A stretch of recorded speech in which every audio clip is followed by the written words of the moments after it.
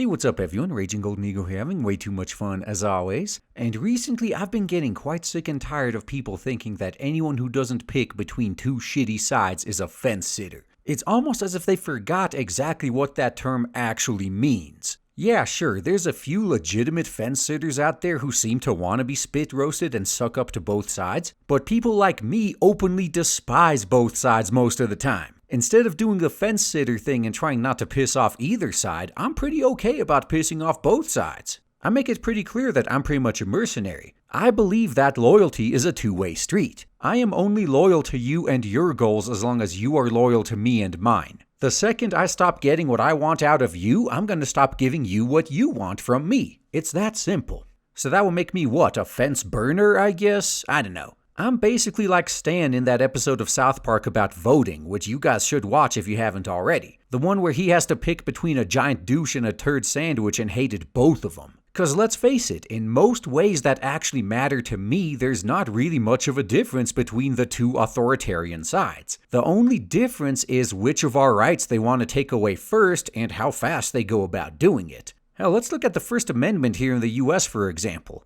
You got the hardline left claiming that hate speech should not be covered under free speech, and at the same time you got the hardline right claiming that degeneracy should not be covered under free speech. So yeah, they're both turds. Which one you gonna pick? The one that stinks the least? Oh, and if you're not convinced that these two groups are just two sides of the same coin, pay attention to what they say and when. Degeneracy is just the right-wing version of problematic. In both cases, these groups really only toss out these terms when they have no factual argument and are only making an appeal to emotion. But anyway, it's not like I don't understand. I know full well that if you are a single-issue voter and one side is fighting the same fight you are and the other one isn't, it's pretty easy for you to pick a side. You may even vehemently disagree with literally every single other one of your side's stances, but since you agree on the single issue you care most about, you support them out of necessity. It's pretty easy to forgive your side for its transgressions in this case, and I'll admit, I've yet to meet a single hardline Democrat or Republican that agreed with their party 100% of the time, and I doubt it's ever gonna happen. And that's not the case I'm making. I'm not saying you should only vote for a side when you agree 100% with them.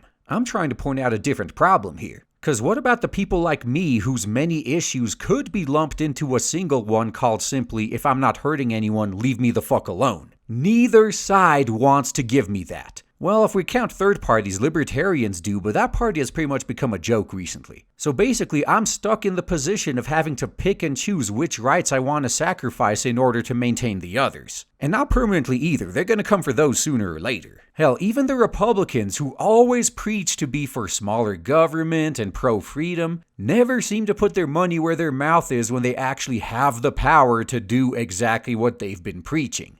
It's almost as if they're just saying what they need to say and what you want to hear to get votes, and then quickly forgetting about it once they actually have power. So people like me are stuck constantly voting for the lesser of two evils, and this is exactly how they trap us.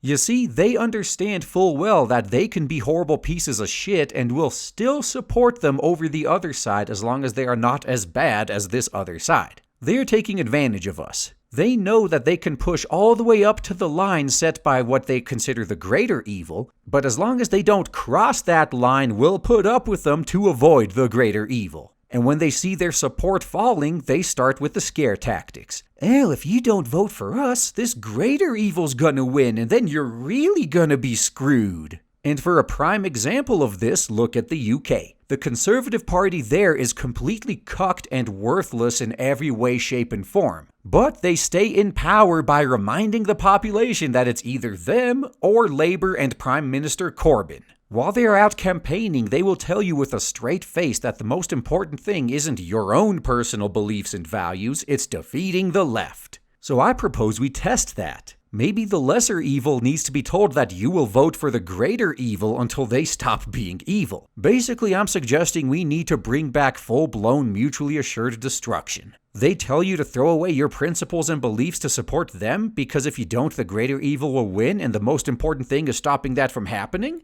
Well, if that's the case and stopping the greater evil is really what's most important, then why don't we turn around and tell them to throw away their principles and beliefs and give us what we want instead? The most important thing is stopping the greater evil, right?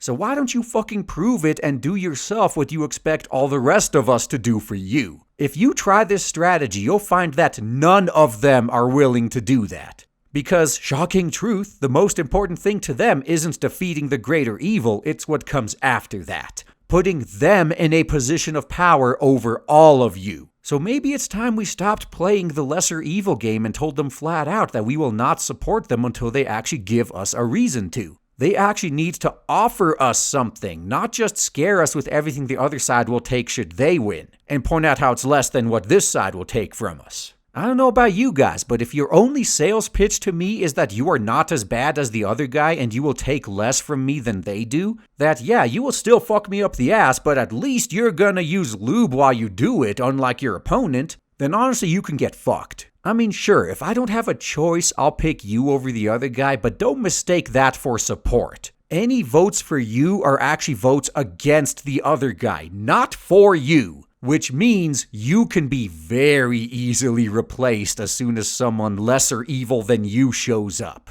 Or even better, the second the greater evil eases up and you surpass them, I'll not think twice about jumping to them. And should someone from the inside whose views align more with my own rise up and try to seize power, they have my full support. And in that case, you fools won't even have any greater evil to whine about either if it's a civil war. I, for one, have been pretty open about the fact that my support for Trump as far back as the primaries was more of a fuck you to establishment Republicans than it was picking the best candidates to beat the Democrats. And it was so pathetic watching the establishment try to smear him as being a Democrat in disguise, a wolf in sheep's clothing. Yeah, it's such a bad thing that he has Democratic views I agree with as well as Republican views I agree with, while at the same time discarding a lot of the shit from both parties I disagree with. Yeah, it's totally a bad idea for me to vote for him, right? But this is what happens when you use the lesser evil tactic for so long and you actually believe the people voting for you are actually voting for you and not against the other guy. When you are the lesser of two evils, you are very easily replaced. So don't try to trick yourself into believing we actually support you. We don't. We put up with you to keep the other guy from having power. So the second anyone better shows up, we are just chomping at the bit to jump to them.